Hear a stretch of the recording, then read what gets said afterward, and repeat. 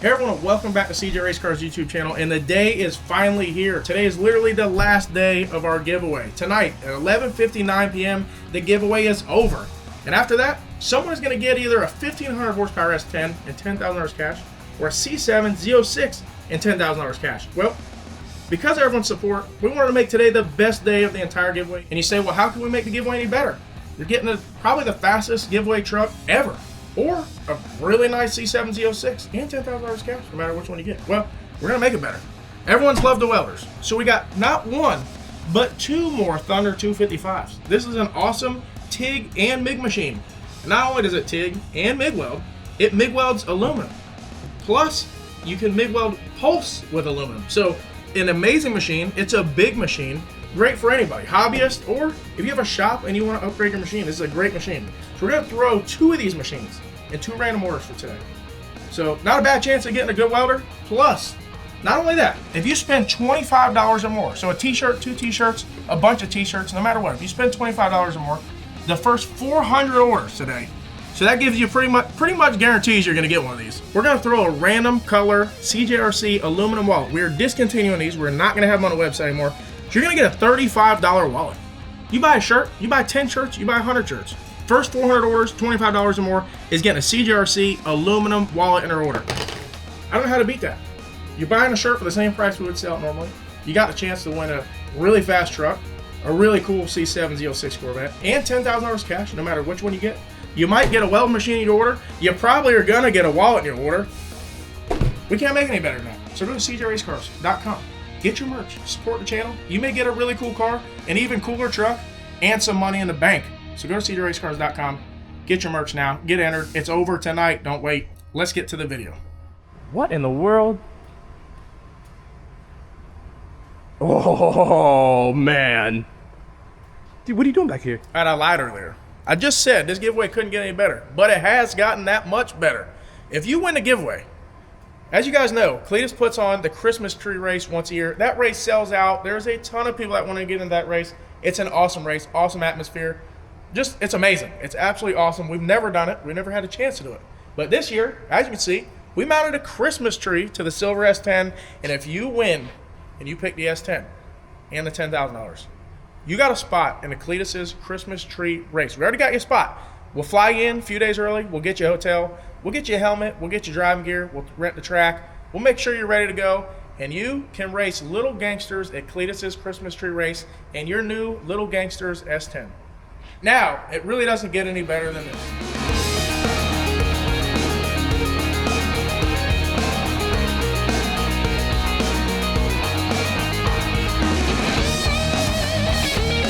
Would have to cut something out of here. Yeah, for the rod, but nothing big. You'd probably just make a big old slot, put it in there. You can cut the whole thing out, just like through the sides.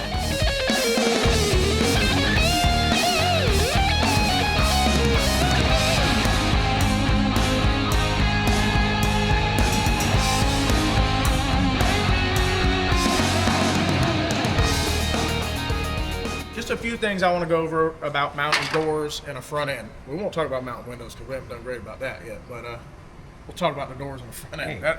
Hey, there's something weird going on with no, that window it's deal. definitely a suction and not a cabin pressure. So we'll figure that out.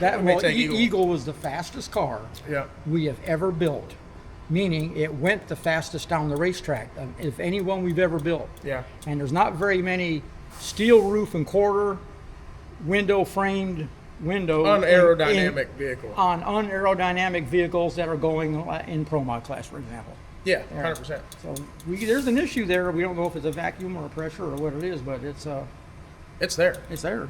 But we're going to talk about mounting carbon fiber doors and a carbon fiber front end. This door is, we made it another video. This door is super light, front end super light. Something big you want to do is it's bad. It's a pet peeve of mine. Is when especially on a '69 Camaro, this body line is extremely. You can see it. It sticks out good, right? It's not like a small body line. It sticks disappears way out. back here. Yeah. And it gets sharper when it gets here, and then it disappears when it goes forward. Right. But what happens is there's a lot of these people want their car to look low in the front, and with a '69 Camaro, the rockers here and the front bumpers up here, even this front end, it's still a little, it's It's not like that. It's like this. So what people do is they take the front end at this body line and they wedge it like this. And that's bad. Please don't do that. If you're building a 69 Camaro, figure out another way to make it look low in the front. But you do not want this body line to go here and then downhill. It's going to look like you didn't mount it right. So there's a couple ways to get around that. This front end does help a little bit, but what we do on this car particularly is we wedge this door a tiny bit. So the front of this door is cut more than the bottom of this door. When we get these doors, they've got like this much more material on the back and the bottom than they need. So we have plenty of material to make the back of the door taller and the front of the door shorter. Now what that does is you really can't tell. I mean, if you put a measure here from a OEM 69 Camaro, you might be able to tell that we did it a little bit, probably not. That gives us the look of the front end being low without the pinch in the body line from the door to the front end. So we don't want the rocker to be 3 inches off the ground and the front bumper to be 5 inches off the ground. It just wouldn't look ideal, and I don't think Eagle looks like that. We did the same thing, so it kind of looks curves. Made it clear curve. Yeah, I guess that's probably true. But I mean, a 69 Camaro from the factory, the rocker was probably a foot off the ground, so it would have cleared a curve also. Yeah. It's just 14 inches in the front. You don't have curves on racetracks, though. Yeah. Well, at least hope not. So this is a very tedious aspect of a build. There's a lot of stuff that you can kind of go through without thinking a whole lot. You know, it's all time consuming. But this point right here, where the front end meets the A-pillar meets the door meets the front end, is very critical on this all working together. So it's taking a little bit of time, but we got the doors mounted. Something else. These door hinges flex. These doors flex. On the inside of this door, because it's paper thin carbon fiber. I mean, it's very, very thin. It has a piece of aluminum is broke on a 90 to keep it extremely rigid top to bottom. These are our door hinge kits that we make here. And the only thing that I really like about these that some other people don't do is a lot of them just have 2 screws here. These are just 1032 small screws. We put one in the bottom, so they're countersunk, which I like because then the hinge can be extremely close to the door. It doesn't hit the screws. That's number one. These are all billet too. These are not like a aluminum angle iron we got from Ace Hardware and ground them down and put a hole in them. This is all billet right from the machine, so that's nice. We made them a little bit thicker here. They are pocketed on the bottom to keep lightweight, but it's thicker here because this steel pin will wear out this aluminum if it's thin. And that happens on some of them. We've had that happen. This is also oval, so instead of going with a really big tube, you go with an oval. And what that does is it makes it really strong this way, and then this way we'll brace this. So this oval I like a lot, and this thicker billet with 3 screws I think helps a lot also. So that's just a few of the things we do to make it better. You want to mount the hinge as far to the door as you can, but also in line. Like this one looks like it's in, but it's in line with this one.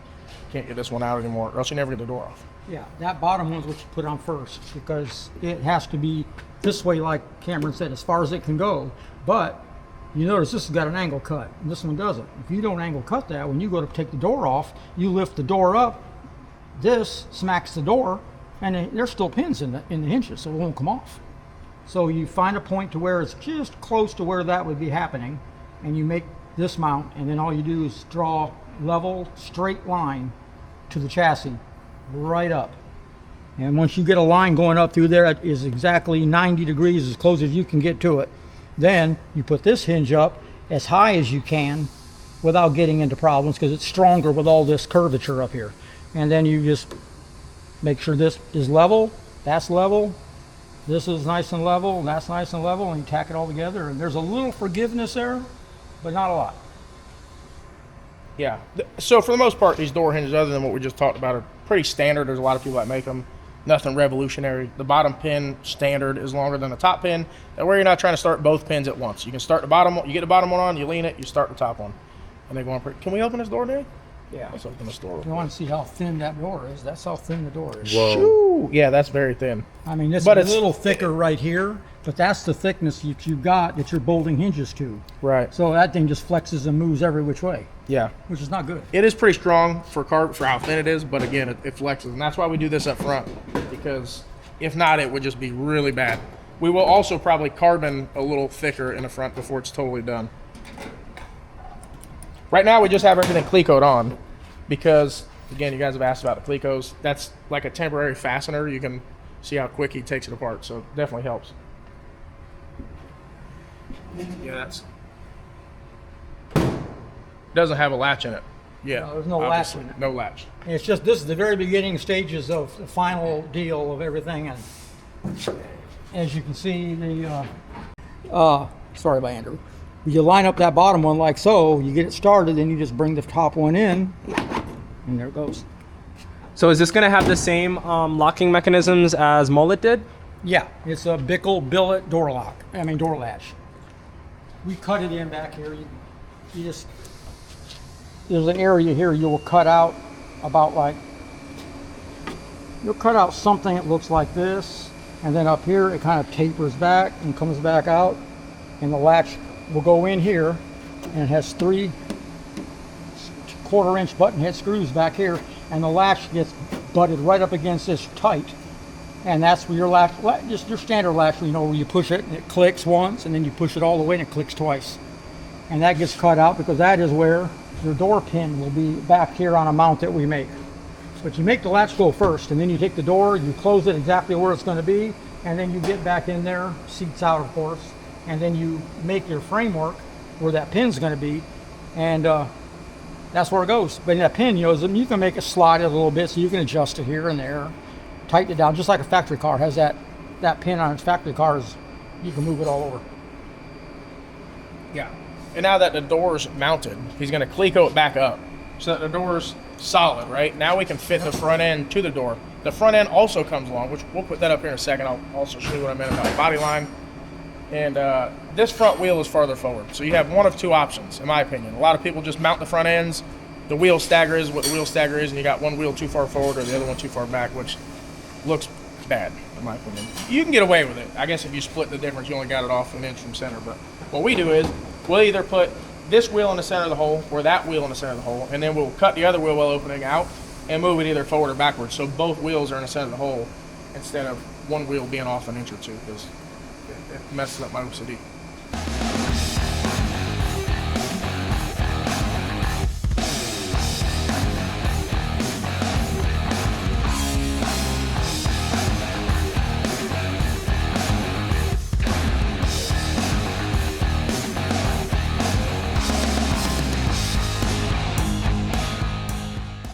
All right, so we got the front end up here. We got it spaced how we want it, and it's going down like we talked about. So look at this line. This is what you want to see.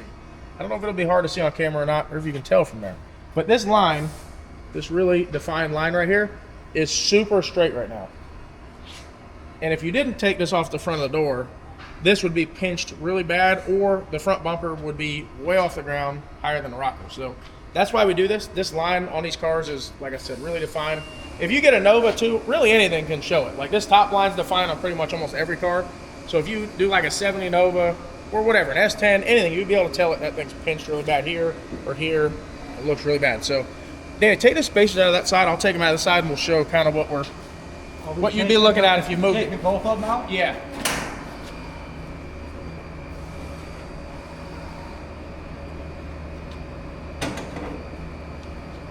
So this, I don't know if you can see that now, Well, you can see that. but that's kind of what you would be looking at if you lowered.